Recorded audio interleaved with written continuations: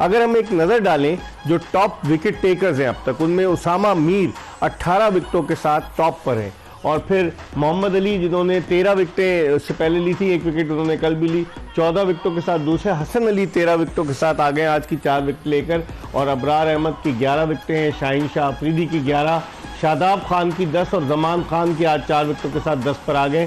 तो ओवरऑल अगर हम देखें खुर्रम, तो स्पिनर्स जो है वो मतलब टॉप पे तो उसामा मीर है, फिर अबरार भी उनके पीछे आ रहे हैं, तो आप समझते हैं, और शादाब खान भी है। स्पिनर्स और फास्ट बॉलर्स दोनों मिलकर जो है वो इस टूर्नामेंट में परफॉर्म कर रहे हैं। अच्छा, इसमें सबसे अच्छी चीज़ मुझे लगी जो हसन अली एकदम से आया ना सर, ये हसन अली मिस है जो आज वो आया है, उसने बड़ी स्मार्टली बॉलिंग की आज है, उसने slower one mix and match bowling की है और अच्छा बैट्समैनों को तंग किया है उसने। एक तो पिच भी उसको सपोर्ट कर रहा था, ज़ाहिर सी बात है थोड़ा सॉफ्ट पिच था तो गेंद ग्रिप हो रही थी, मगर उसने बॉलिंग भी अच्छी की है दूसरों के मुकाबलों में। राइट एरियाज में बैट्समैन की देखा कि उसका इंटेंट क्या है, हाँ उसने देखा बैट्समैनों का इंटेंट क्या है, वो किस जोन में खेलने के मूड में।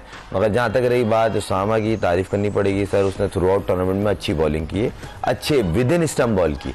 ये वाहिद लेग स्पिनर है पूरे टूर्नामेंट में 3-4 खेलने जो विद इन स्टंप बॉल करने की कोशिश कर रहा है, इसीलिए इसी वजह से शायद ये इतनी विकेट ले रहा है। आप कैसे इसको? देखिए, मैं सब बॉलर्स का इकोनॉमी देख रहा हूँ, सबका 7 से ऊपर का है, मतलब तकरीबन 8 है या 8 से ज्यादा धाड़ हो रही है। तो है इसका मतलब ये है कि मुश्किल पिचेस है। अगर मुश्किल पिचेस पे अगर इतनी अच्छी परफॉर्मेंस भी दे रहे हैं, अगर 10-10, 11-11, 18-18 उस्मान ने आउट किए हैं। हम यही बात कर रहे थे कुछ दिन पहले कि मोहम्मद अली हो सकता है उसकी विकेट्स कम हो जाए, हो सकता है इब्रार या उसामा मीर में से कोई ऊपर चला जाए।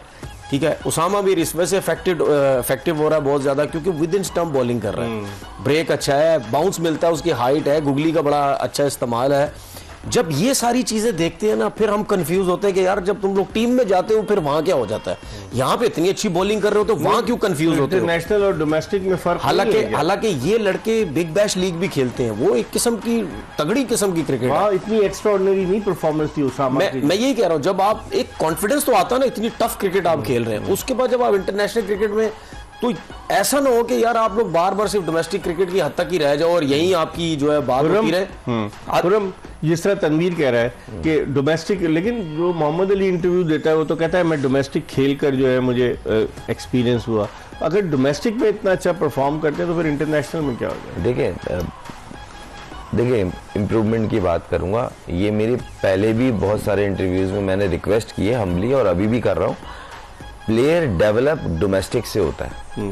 डोमेस्टिक में पिचों का स्टैंडर्ड बहुत अंडर ब्लो है, ये इस पे काम करना पड़ेगा। हमारा बैट्समैन यहाँ स्ट्रगल करता है, डोमेस्टिक खेला आप अभी भी खेल रहे हैं, मैं देखें बैट्समैन भी स्ट्रगल कर रहा है, फास्ट बॉलर गीली पिच पे आउट करता है, ऊपर जाता है, बिल्कुल सही कह रहे हैं तनवीर भाई कि ऊपर जाता है, परफॉर्मेंस क्या हो जाती है। वहां pure batting track, hard surface होता है, आपको अच्छे एरिया में बॉल नहीं करना आएगी तो आपको वो नहीं छोड़ेंगे। आपको अपनी डोमेस्टिक की पिचों का स्टैंडर्ड बेहतर करना पड़ेगा। एक और चीज है, वहां आपको ब्रेक करनी पड़ेगी। यहाँ हो जाती है, यहाँ पे सर ऐसा भी है क्योंकि सॉफ्ट पिच होती है, और जो तेज बॉलर भी है ना वो स्लो करता है क्योंकि तेज बॉलर को अमूमन विकेट नहीं मिलती।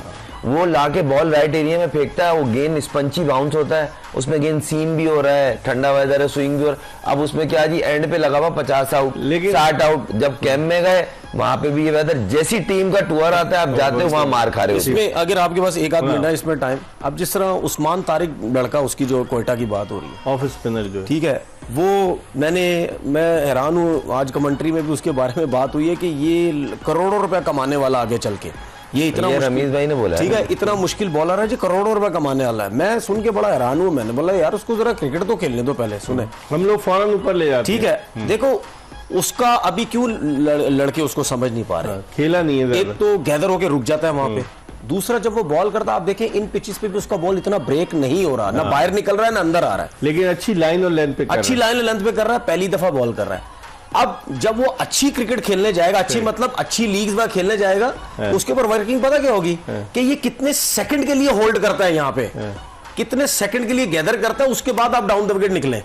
ये सब वर्किंग होती है इंटरनेशनल क्रिकेट के अंदर। अगर उसने इस चीज को और इंप्रूव करना है ना, तो ये जो ओवर्स में जब ये रुकता है ना, किसी बॉल पे ये रुकना छोड़ दे, जाते ही सीधा जाके बॉल कर दे, उसमें भी आप बैट्समैन को डिसीव कर सकते हैं। खुर्रम, आप बैट्समैन है, देखें बाबर आजम 394 रन के साथ टॉप पर है 7 मैचेस में, और रासी वैंडर डूसन, आज उसने जो रन्स किए हैं 364 हो गए उसके। रिजा हेंड्रिक्स वापस जा रहे हैं, 304 रन हैं उनके।